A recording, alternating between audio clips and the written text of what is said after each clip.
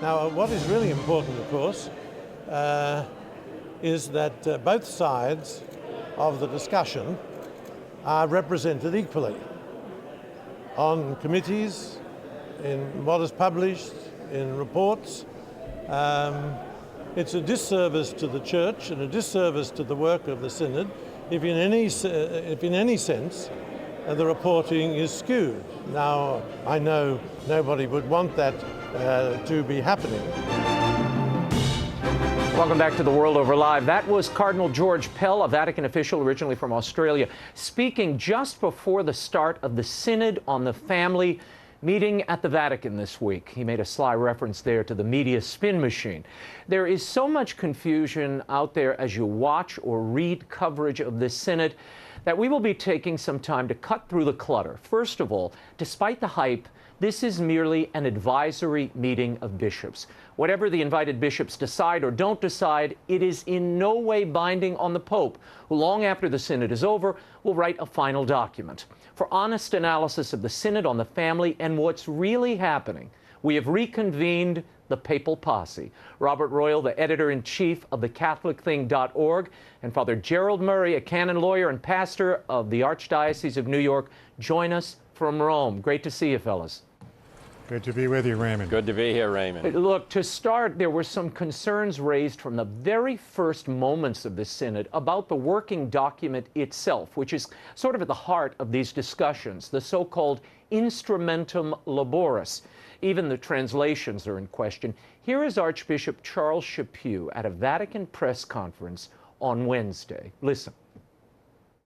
We have the English translation, which in some ways doesn't match the Italian, which is the official version, because they were worried about what does this word mean to our people? Can it be misinterpreted? Will it be used against the Church rather than in favor of the Church? The language is a big issue, but it's not just sensitivity to the world, it's also sensitivity to the gospel and the truth of the gospel. We have to be careful in the language you choose to protect both.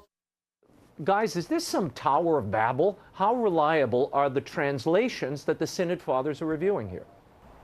Well, by and large, they're okay. I wouldn't say that they're great. It's notorious here in Rome that the Vatican translations are not great, particularly the simultaneous translations in the room, which I worry about more than actually the documents, because it's hard to do simultaneous translation and there are very complex matters. But Raymond, I would just say that this nervousness about the language it reflects the general nervousness here in Rome by not only traditional Catholics in the room, but also by the progressives. Everyone seems to be very, very much on edge. They're trying to be on their best behavior toward one another. We hear that there's a spirit of amity and there's a spirit of conversation, but there's a high degree of anxiety, it seems to me, about what exactly the process is, the procedures that are being followed in this Synod, and also the content, of course. And the content is the thing that Archbishop Chaput was speaking about, but there's also a great deal of nervousness just about the everyday way that it's being organized. Father Jerry, I want you to react to this. Archbishop Chaput, and we'll put this on full screen, he challenged the content of the working document itself, okay? Here's what he said. He said the paragraphs 7 to 10 of the Instrumentum, the working document, did a good job of describing the condition of today's families, but overall, the text engenders a subtle hopelessness.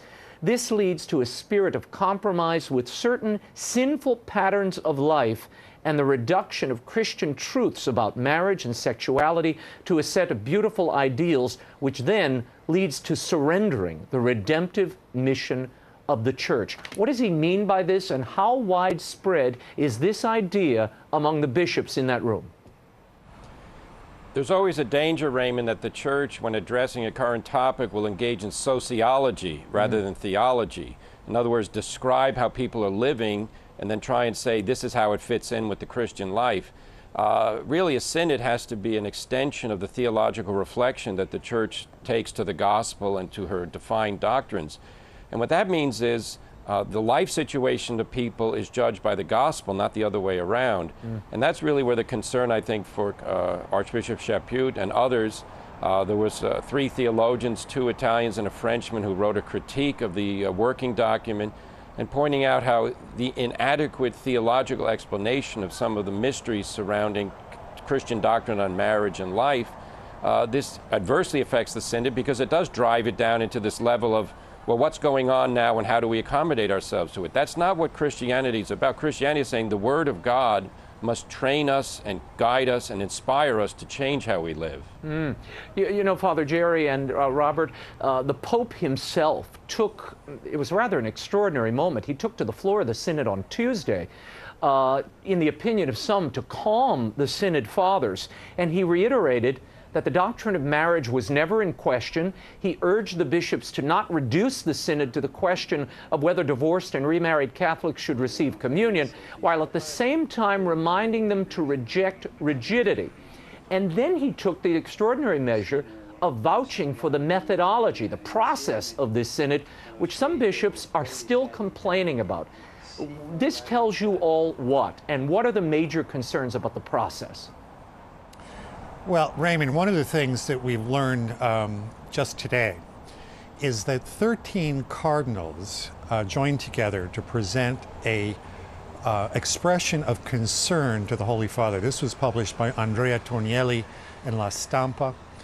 And there are varying interpretations of why it is that the Holy Father took this absolutely extraordinary step of on Tuesday morning speaking to the assembled bishops. Now, I would say that there are several things going on here. One, I think he wanted to reassure those 13 cardinals who are of a more traditional character, and as I said earlier, they're worried about both the process and the content.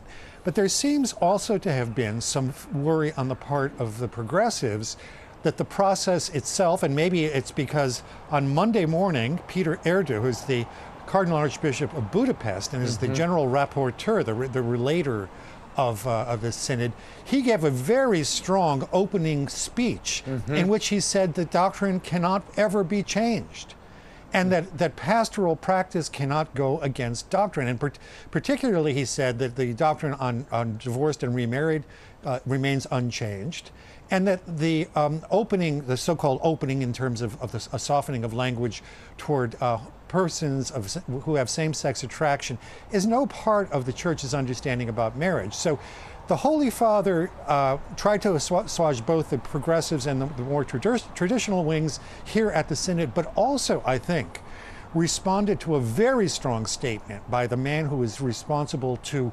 report on what the Synod determines. He tried to open up, and he said that the only 3 documents that are officially to guide this year's Synod are the 2 speeches he gave at the opening and at the close of last year's Synod, and then also the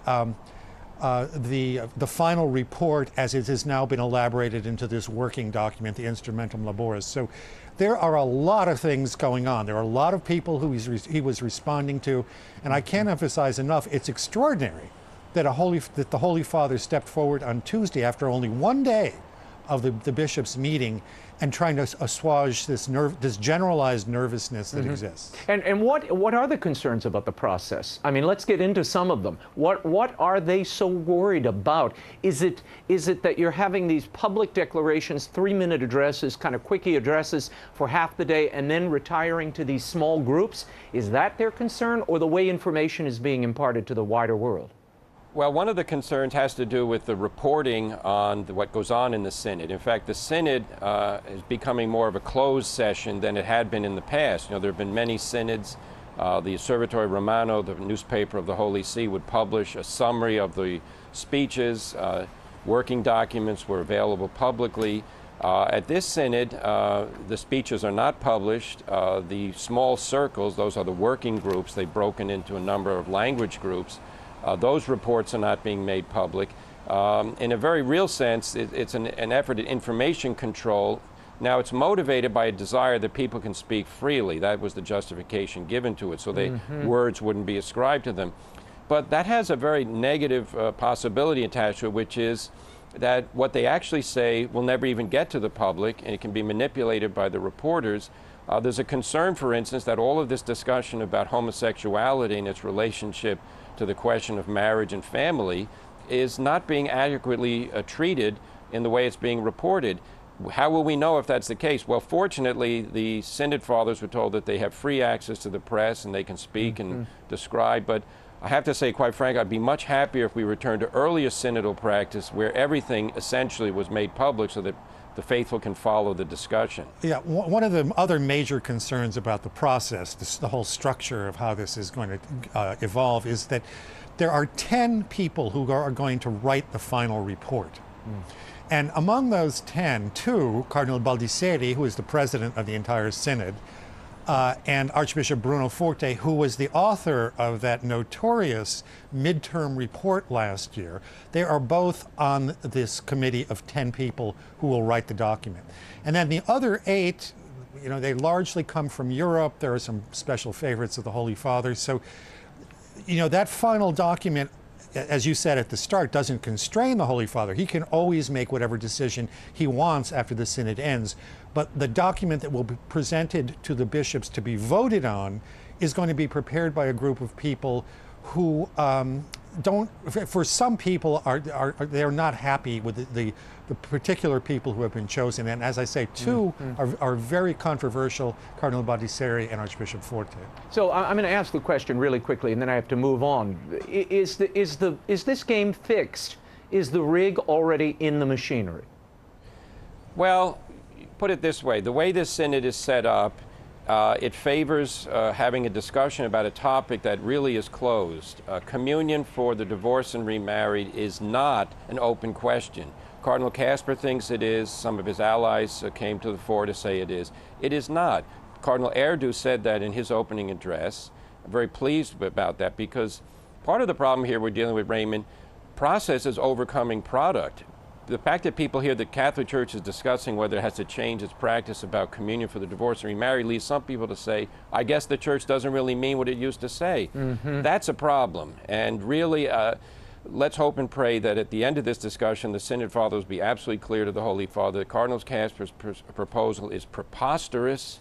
It is an offense against the nature of marriage, and it should not be further discussed. I hope that's the outcome. Okay, I'm going to move on. The question of how to pastorally engage gays and modifying the language used when describing them was brought up by a couple of bishops, apparently, in the Synod. Father Thomas Rosica, who translates for the Vatican Press Office, had this to say at a presser the other day. Listen. There must be an end to exclusionary language and a strong emphasis on embracing reality as it is, and we should not be afraid of new and complex situations. The Jubilee of Mercy requires a language of mercy. In particular, in speaking about homosexuals or gay persons, we do not pity gay persons, but we recognize them for who they are. They are our sons and daughters and brothers and sisters and neighbors and colleagues. Gentlemen, how big a concern is this for the bishops gathered in Rome? Or is it, as some reporters have suggested, possibly a Vatican reporter exaggerating the concern for whatever reason? It took people by surprise because it seemed to come out of nowhere. None of the other language reporters, as we call them, because the Holy See has these, usually French, Italian, Spanish, German, and English. They have spokesmen who present what happened in their particular languages. But no one else mentioned this sensitivity language toward homosexuals. The difficulty is, you know, we're all trying to read, as Father Murray was saying, since we have no access to what actually happens inside the Synod Hall, we have to rely on what we hear from the official spokesman and also from, you know, bits and pieces here and there. That seemed to be very odd. Some of the reporters have asked Father Lombardi, who is the main spokesman for the Holy See press office, don't you have some statistics about how often these subjects have been brought up? He claimed not to have them. What we learned afterward, just by a stray remark that Archbishop Chaput made during his presentation at one of the press briefings, is that language about gays had only come up once or twice up to that point, although he said it might come up more frequently later on. Right. This seems to be something that certain elements within the Vatican are pressing forward immediately. And look, we know that from our experience in the United States, where there's a great deal of sensitivity and there's this heightened sense of being offended by language. No amount of softened language is ever going to satisfy people whose basic objection is that the Catholic Church regards homosexual activity per se as intrinsically disordered, as the Catechism says. And even that phrase, some people have been bringing up, even that phrase is going to be up for reconfiguration. I don't see that this is going to have very much success, or that it's going to satisfy anyone who is not already a serious Catholic. Now, early this morning, I tweeted out something, and it was basically that journalists are not really covering the Synod. They're covering a press conference about the Synod. This controlled information flow, frankly, I don't find it helpful. We don't know who's saying what, and there are many, many expressions that are being suppressed or ignored. Father Jerry, am I wrong here? I think you're right, because obviously this process did not occur at past synods. It was a process that was adopted for the Extraordinary Synod last year. There was a lot of rebellion on the floor against it. And you know, as Raymond mentioned, or as Robert mentioned, the report is that 13 cardinals, according to Tornielli, the Italian reporter, objected to the procedures. For whatever reason, these procedures are in place, but you know, you live with the situation you create. Now it's going to be up to cardinals to go into press conferences outside of the Vatican precincts and say what happened. That's not really helpful. In fact, this is all supposed to be about the culture of encounter, and the faithful should have an opportunity to hear what their pastors say and then be able to discuss it among themselves, rather than, as you just said, reporters talking about what reporters are saying. Right. I want to get this out before we run out of time. We only have about 3 Raymond, minutes. I think one of the interesting things... Let me go to this, and I'll come right back to you, Robert. Here's part of what you have not been hearing in the reportage. Cardinal Robert Serra of Guinea said, there are 2 major problems facing humanity now. One, a dictatorship of relativism reflected in so-called gender ideology, and 2, Islamic fanaticism. He compared the 2 ideologies to communism and fascism. And we aren't hearing these interjections. Another synod father, Archbishop Paul-André Durache of Quebec, floated the idea of women deacons at the synod. Listen to this. We should really start looking seriously at the possibility of ordaining women deacons, because the diaconate in the Church's tradition, it has been defined as not being ordered towards priesthood but towards ministry, and Benedict was speaking of ministry. The Archbishop also talked about perhaps it being time to allow laymen and women to preach homilies. Doesn't this whole synod risk becoming a hodgepodge of bishop pet projects, a kind of ecclesial Shark Tank, Robert Royal? Yeah, you know, one of the strong things that emerged over the last couple of days is that there is a voice outside of the developed countries of the West, meaning mostly North America and Europe. And spokesmen from Africa and even some of the bishops from within Europe have been saying that these concerns that seem to people in the West to be central to a reflection on the family, like the ones you just mentioned, the gay question, the communion for the divorced and remarried. For much of the rest of the world, these are not their primary problems. There was a French archbishop who said the other day in one of the press briefings that, for example, in the developed world, our sense of crisis has to do with the way that there are fewer and fewer marriages, sacramental marriages as well as civil marriages. In places like Africa, which is the fastest growing area for Catholicism, they have the exact opposite problem. They don't have enough priests to conduct the ceremonies of marriage. It's a way of what these spokesmen are trying to say is that we are focusing in on ourselves in the developed world, and we're not really reflecting the universality of the Church the way it exists in Africa, in Asia, and other parts of the world. Father Jerry, I want to go to you on this. You'll remember when we were covering the papal visit, I said we had to be very mindful of what the Pope was doing, because that was sort of the pre-game show for this synod. But the synod itself, it seems to my eyes watching now, this seems to be a large act of grand international theater without any real finale. The finale will come off stage when the Pope writes whatever document he writes and changes pastoral approaches to accommodate the challenges that he sees facing the family today. What do you think we'll see, and what does this synod really mean to the people looking in at home?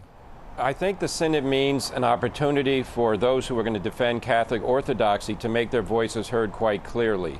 And I say that precisely because that is necessary. Cardinal Casper's proposal, the ideas that were proposed in the interim report about recognizing the value of homosexual relationships, these are offensive to Catholic doctrine and are dangerous.